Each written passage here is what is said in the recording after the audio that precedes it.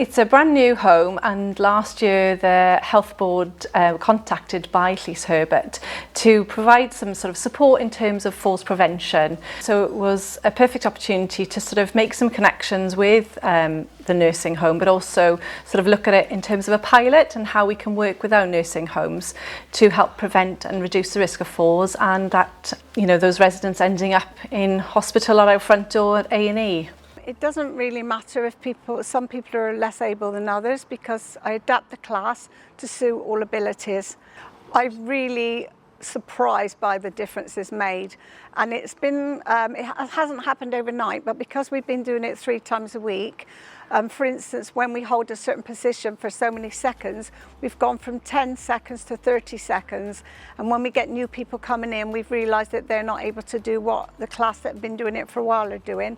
And then within a short space of time, we find they can also do the same. So I've seen a big difference in people. I feel sure it helps keep my legs moving, because we do a lot of leg exercises. I do feel that these are specifically help parts of your legs and your muscles and keep your legs moving. I see so many people around me who, alas, are not mobile, and I'm very grateful that I still am. And I intend to stay as mobile as long as I possibly can.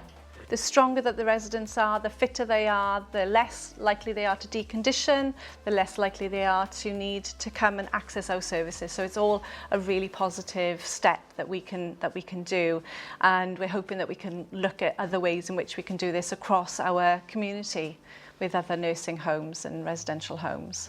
I always have a little bit of a laugh, you know, and we sometimes play nice motivating music as well, especially at the end, to wake them up a little bit after they've done their stretches. Doing these exercises with your hands, I've found that where previously I couldn't get enough purchase on the nail clippers, but since I've been doing the exercise as well, after 2 or 3 months, I've found that I can.